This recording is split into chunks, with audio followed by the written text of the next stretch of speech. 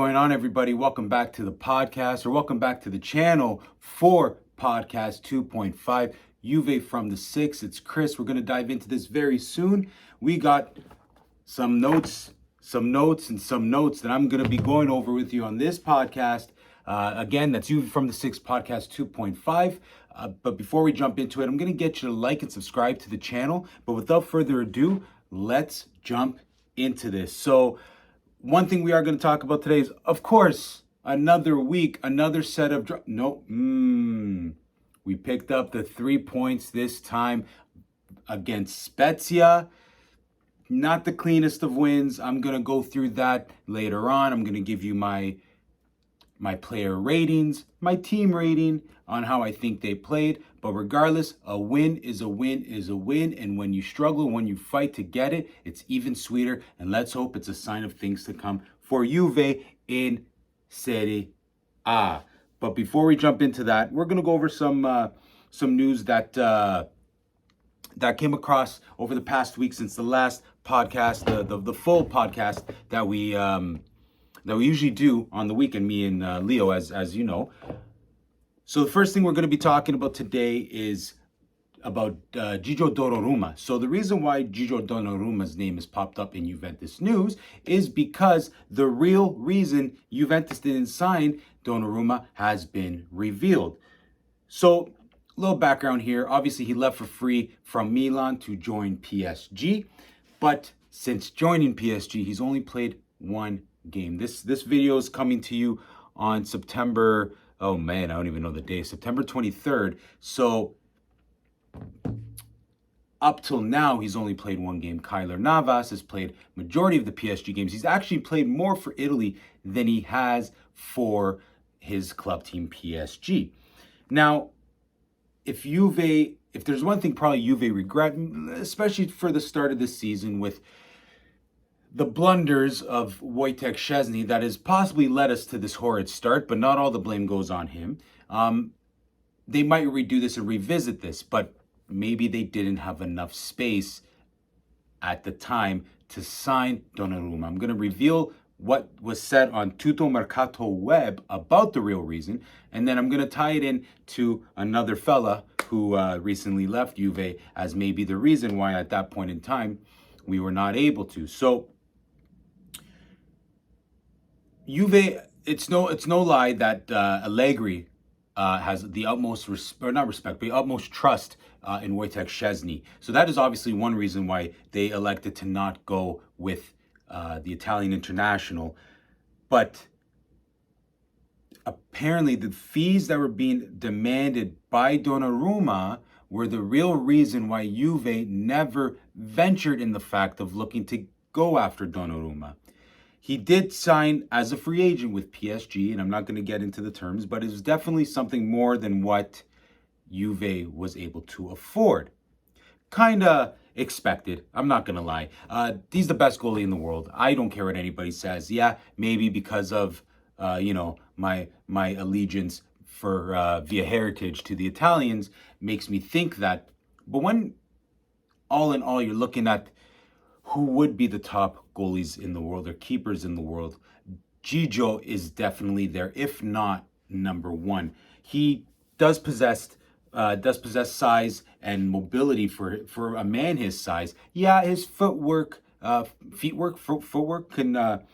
be a little bit better, but at this point in time, everything from the midsection up is by far one of the best, if not the best. And he proved it and showed that at the Euros in the penalty kicks against England, but also other times coming up with key saves for the Italian national team. So, I mean, if Juve could have afforded Donnarumma, I think they would have signed Donnarumma. I don't think Donnarumma wanted to leave Italy. Mino Raiola, I know he's a puppeteer, and I'm going to get into him a little bit later on in this, but I do truthfully think that if given the choice, he probably would have went to Juventus, especially because they are in Italy. They are, I hate to say it, I hate to say it, but I know a lot of people, well, right now we all think differently because of how they've played, but they are the best. They are the most winningest team in Italy. So definitely that would have given them more of a foundation in net and at least would have pushed Wojtek Szczesny. He didn't take over the first string job in PSG. There's a good chance he would have taken the first string job here in Juventus. Now, coinciding with that, another thing that came out was apparently, now that I think this is also what kind of restrained Juve from making that choice or making that chance to sign Donnarumma, was the fact that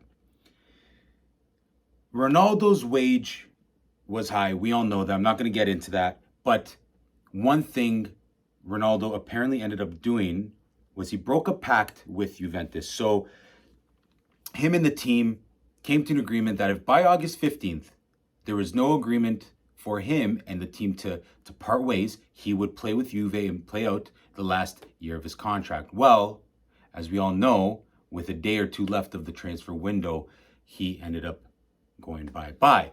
So this was reported by the Mirror. I mean, take it or leave it on how much you believe it, I guess, if you will. But the Mirror seems to be pretty decent. They have reported saying that a pact, that was the pact between Juventus and Ronaldo, and he ended up breaking it because obviously his transfer was done later on. They continue to go on and say that Massimo Allegri stated that he never wanted to leave, and he also told him that he was staying. So there's a couple of verbatims there that Ronaldo broke. Honestly, T-Sharon, we move on. He moves on. We move forward. I know with the way Juventus has started, the headlines are reading since Ronaldo's departure. Because Ronaldo, Juve's here. Juve have not won since Ronaldo left. Like, it's not because of him. This had nothing to do with him. With him, do I think Juve would have been better?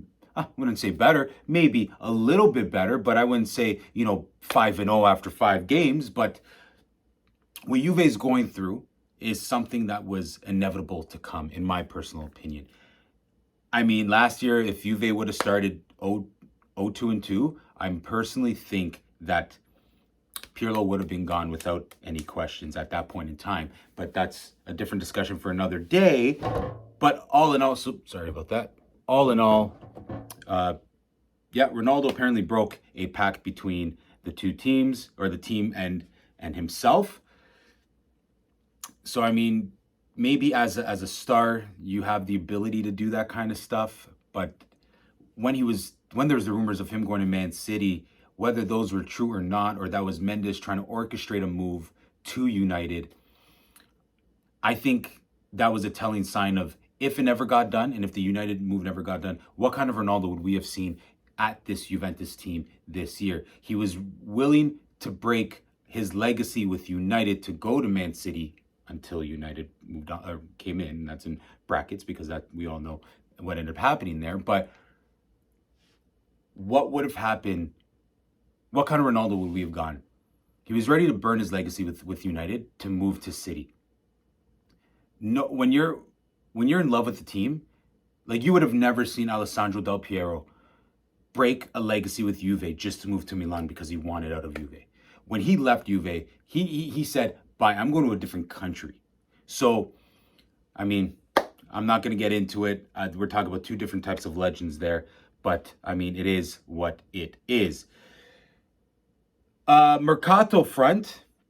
News hit yesterday about McKennie and a possible swap deal for Granit Xhaka.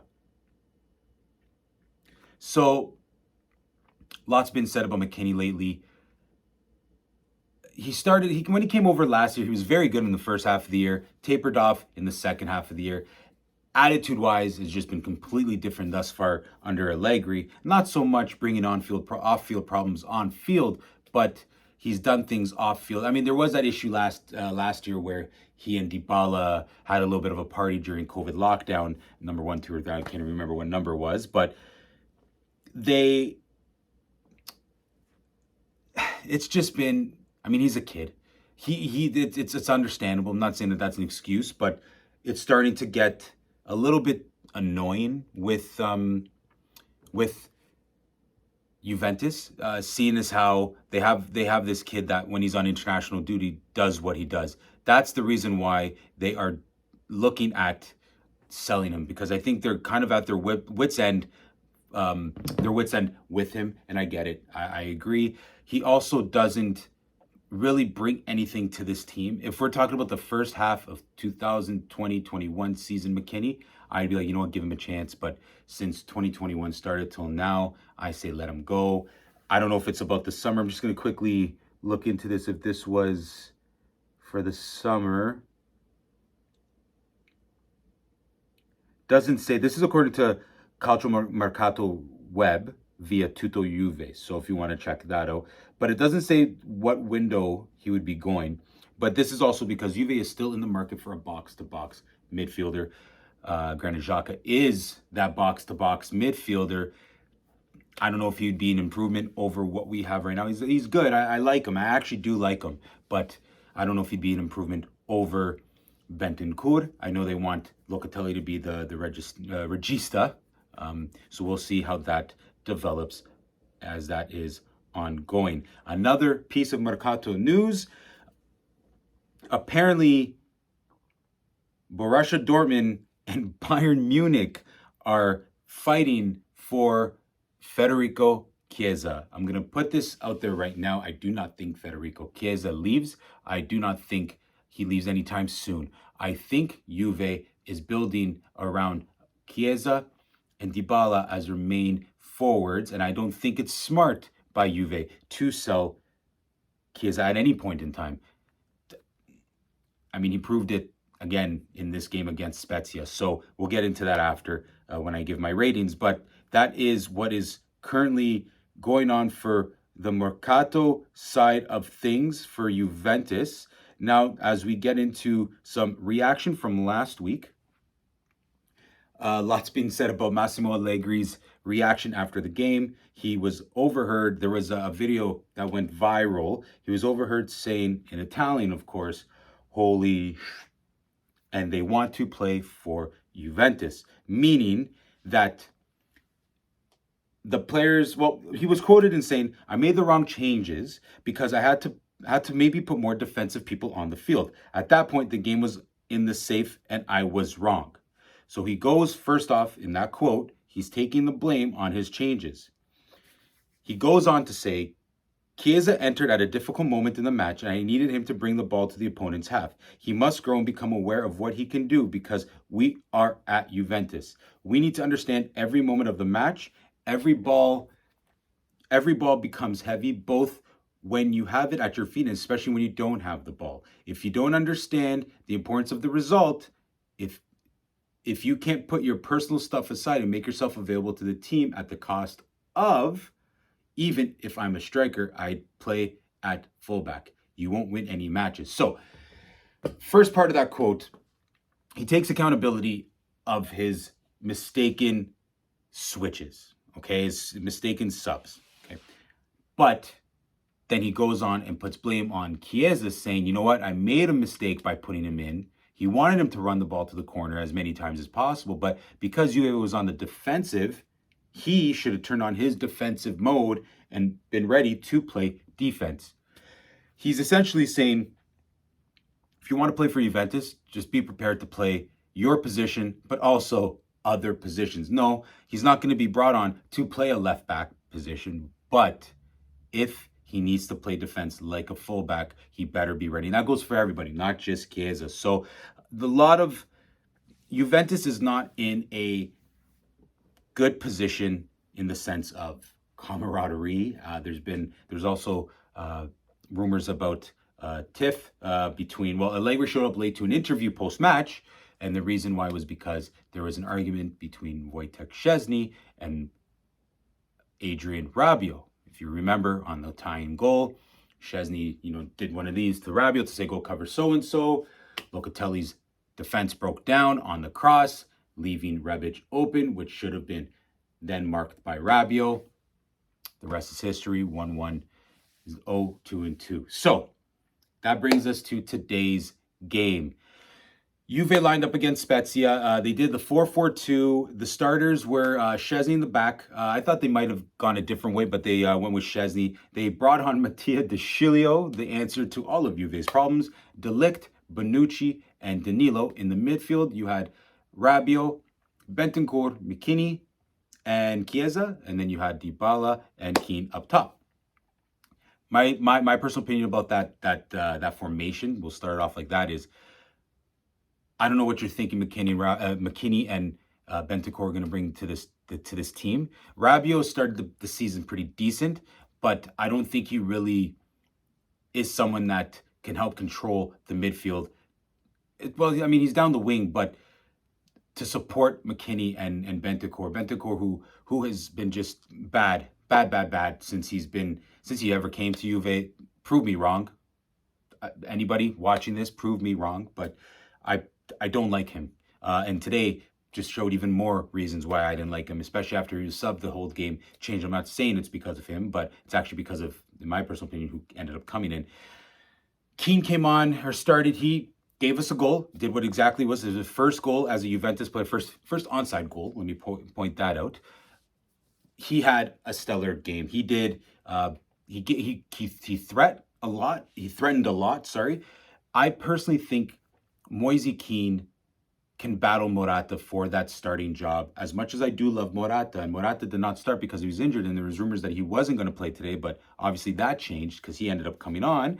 But I personally think we have two solid number 9s. Morata scored in 3 straight games. Keane comes in and scores. That's incredible. To me, that's amazing. When you have starting number 9s that can score. What we need is number 9s to come off the bench and be able to score when called upon. So obviously, Morata came in today, did not score, which is not bad, but today was a tale of 2 Juves, and we'll touch on that in a few moments. So I personally think Juventus.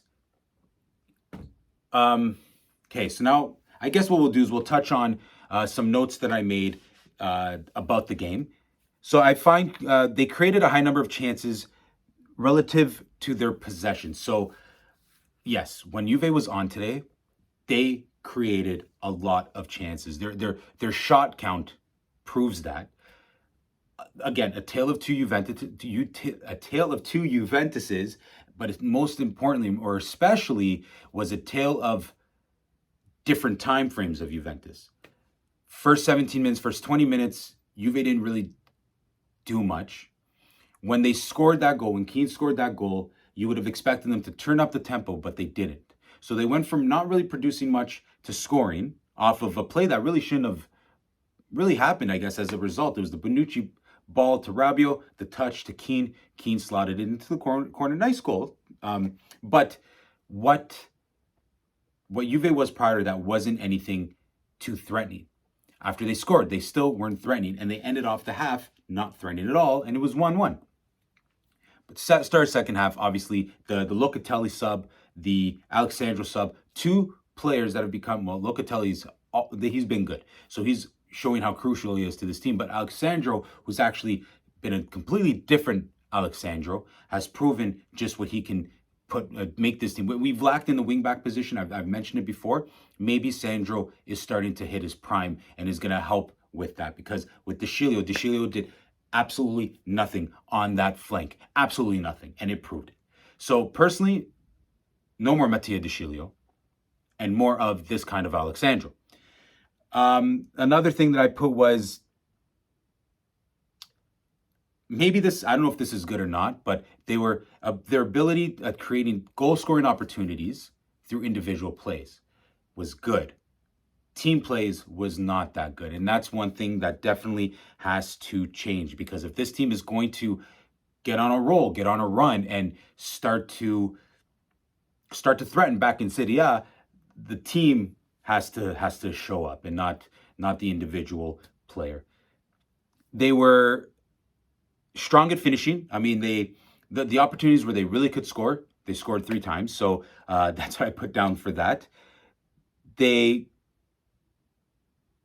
stole the ball a lot from the opposition. I find that they recovered very well at times of giving the ball up. So, I mean, credit Juve to that, or maybe credit Spezia for not being at Juventus's level. I know the scoreline shows differently, but I think Juve did a really good responding to when they had to be on the defensive.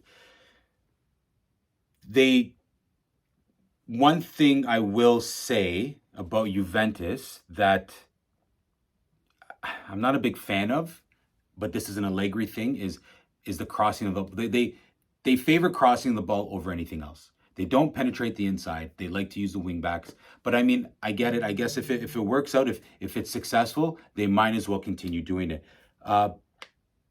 When they were in possession, they favored crossing the ball. They refused to.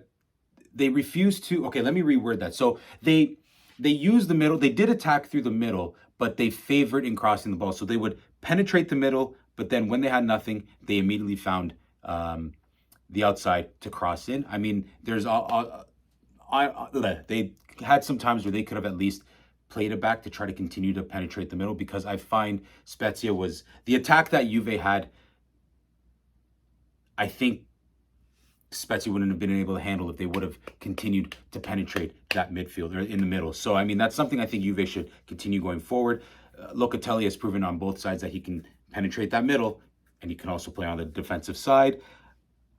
And honestly, they played really, really well when it came to their, in total, they finished with 26 shots, 9 on target. A majority of it came from that 50 to 75th minute. So when they tied it and then took the lead, and then it kind of just lowered as the match went on and finished out 3-2 win. You can't complain about that, right? You cannot complain about that. Finally, Juve tied their start from the 1970-71 season with being at 1 win, 2 draws, and 2 losses. They've also done that 5 other times. So, ragazzi, Juventini, calma. If we continue to play the way we did today at longer spurts, we will be back in the top 5. So right now Juve is nestled in that 12th position, finally out of relegation. Hallelujah. So that's obviously something to be happy about. Now for my ratings, I'm going to start from the back, go to the front. Szczesny, I gave a 6.5. Came up huge a couple of times. There's that one shot from the outside. I think it was in the first, I don't know, but he came up with a beautiful save. And also near the end of the game, made that beautiful save too. So hats off to Wojtek Szczesny. Looks like his struggles from early season have actually, are I don't want to say no longer, but are currently underneath the rug. Mattia De Sciglio, I'll be honest with you, don't touch the field ever again. If this is what we're looking for in the future with this guy, don't even bother resigning him at the end of the year. We need competition for Alexandro. Mattia De Sciglio is not that competition. De Ligt scored a goal, played awesome. I really, really hope he does not leave this team at the end of the season. I hope Mino Raiola shuts up and lets him continue with Juve. If we end up making I'm just straighten this up. If we end up making letting him go and bring in Romagnoli, stupidest move I think Juve could ever do. I mean, we can't help if De Ligt wants to leave. If you sell him, that's not the stupid move. But if we bring in Romagnoli as his replacement, that's just dumb. Bonucci, solid once again. I gave him a 6.5. Danilo, again, 6.5 as well. Our defense does what they have to do. None of them go above and beyond, but they are rocks when they have to be rocks. But the goals have to stop. That's where they hang around that 6.5. So clean sheets, they're not a must, but they give you more confidence going forward. The midfield, Rabiot, decent game. I gave him a 7. He assisted on the first goal. Nice little touch back to Moise Kean off the cross or the long ball by Bonucci. So, I mean, other than that, he didn't do anything too flashy. But I personally think Rabiot has been worthy of a starting job with this team thus far, unless a bigger name comes in, a better player comes in. But I will say that under Allegri / with Locatelli, Rabiot has looked better. Bentancur, get him off the team. Don't want to see him. I gave him a 5.5 in this game. McKennie, 6. He didn't do much, didn't create much. Had a couple opportunities where he skied the ball over the net, maybe should have made the goalie work, but didn't. Chiesa, this is the highest rating thus far I've given a player this season for Juve. I gave him a 9.5. He was our best player, hands down. I kind of was scared about that sub at the end of the game for Kulusevski, just because because Chiesa had so much more in the tank that I could trust him more getting that ball and bringing it down to the corner. So I question that move. Obviously, it didn't bite us in the butt. Chiesa, 9.5. Amazing, amazing, amazing work. Dybala, 8.0. He was the second best on that field today. Dybala has been a renewed man since Ronaldo left, which makes me feel like even more so we never should have gone Ronaldo, because what could have been over the last 3 years if this was Dybala's team. And then Moise Kean, of course, started us off with the goal. I gave him a 7.0. He did really, really well. It's good to see. Like I said, we have two number 9s that can come in and score. Now we just need that killer instinct in our number 9s. As far as the subs, the best rated sub that I gave was Alexandro, because he did do very well when he came in and that flank changed. We went playing from 10 men to having 11 on the field. So Alexandro, 6.8. Morata, I gave him a 7.0. Didn't do much, but he created a lot of chances. Would have been nice to see him finish. Kulusevski, I didn't rate him just because, to me, I don't think he did enough and wasn't on long enough to actually get something done. Bernardeschi, I gave him a 6.5. He did the one thing that stuck out. This is where I give him the 6.5. I could have given him a 10 just alone for this, but near the end there, bringing it down to the corner, doing a couple little shimmies, keeping the ball. That is what you need from a guy like Bernardeschi, from the guys at the end of the game, is to be able to bring that ball. Kulusevski on the other side messed up, wasn't able to hold off his defender, and it created a turnover. But Bernardeschi did awesome. He actually did really, really well coming on. And then Locatelli, I gave him a 7.5. Best signing Juve has done over the last 3 years, and that includes the signing of Cristiano Ronaldo. So that's where we are. And that's basically it.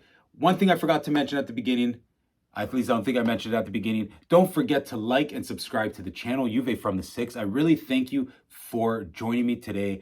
If there is anything you want to hear me talk about in these 0.5 editions or the full-on podcast with Leo, put them down in the comments. I want to know. I want to know what gets you guys interested. I love talking Juve. Juve is my team, but I'm okay with covering all of Serie A because we mentioned it on the podcast over the weekend. We want to show that there is a market for Serie A in Canada, especially in Toronto, where there is a lot of Italian people. So put it down in the comments. This page won't be successful unless you make it successful. So if you have any comments, suggestions, just drop it down there. Again, please don't forget to like and subscribe, and I'll see you next time from Juve from the 6.